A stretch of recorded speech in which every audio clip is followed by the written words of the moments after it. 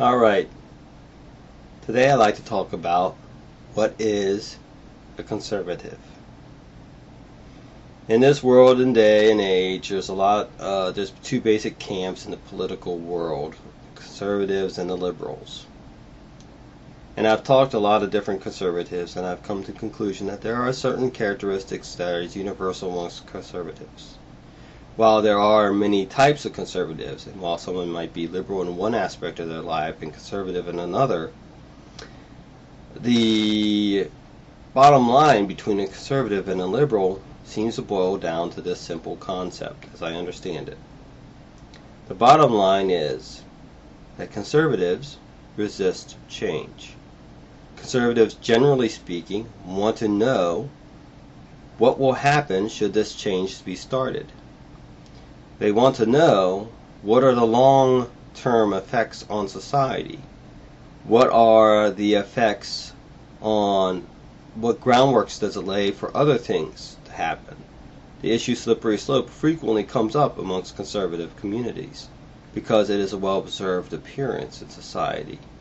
One thing does lead to another. To discount the idea that things interact with each other and influence each other is to be blind or openly obscuring what's happening. Liberals, on the other hand, easily embrace change.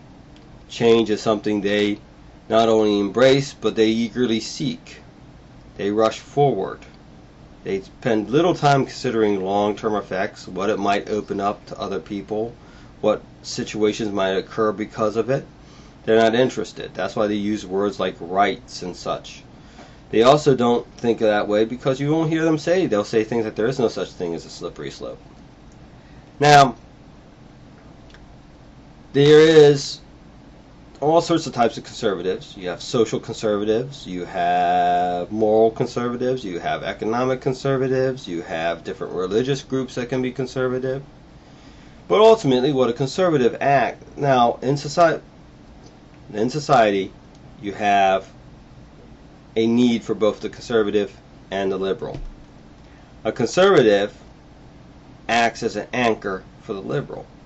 The liberal's ideas are tested by the conservative. The liberal's ideas are weighed and judged and moved by the conservative to make sure that they're functional. Because functionality is a central part of what we want to have happen. We want it to work. The liberals don't think that way. Now, as a conservative, I generally consider 9 out of 10 times an idea presented by a liberal is lunacy. Because 9 out of 10 times it is. But there is that odd case where they have a generally good idea. Now, is it true that sometimes conservatives call for change? Yes, they do. Sometimes they call to go back to something they knew worked before. Something that has been tried and true, that has been abandoned. They return to it because it's functional. So in the long run, what happens in society is the liberal acts as the sail pulling the ship along. The conservative acts as a rudder or an anchor to try to slow the ship or direct it. Without the conservative, the liberal goes out of control. There is chaos, there is no forethought. It's all based on emotion and passions. As a conservative, you are cautious of change, less likely to embrace things. Another aspect of this is reflected in how they argue online. Liberals are passionate. They're persistent. They're group creatures. They get into large groups and they will just hammer you continually. Conservatives, on the other hand, will make their point. And more often than not, say, okay, I've made my points, I'm done, and go on their merry way. And ignore you after that, because they've done what they were there to do. Passionism is not part of what they do. They're not obsessive. They don't need a herd. They don't need to be a part of a herd. They're fully comfortable with who they are. They don't need patting on the back. Now, I used to be a liberal in some ways. And I long since abandoned that because I found it to be highly dysfunctional. And when I entered into my conservative aspect of my life, I found it to be far more stable, far more reliable, far more trusting. I could really enjoy it and relax because I wasn't worrying about what was going to happen next, because I knew what was going to happen next.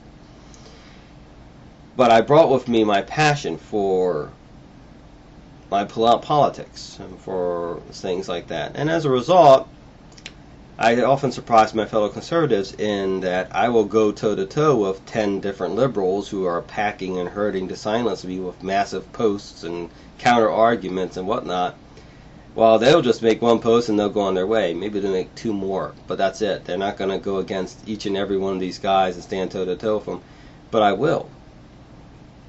Now, I don't know how much longer that part of that my liberalism will live, but it's been rather amusing to watch liberals respond to somebody who can be as persistent as they are. Anyhow, that's it. That's conservatives versus liberalism. Have yourself a wonderful day, and good day.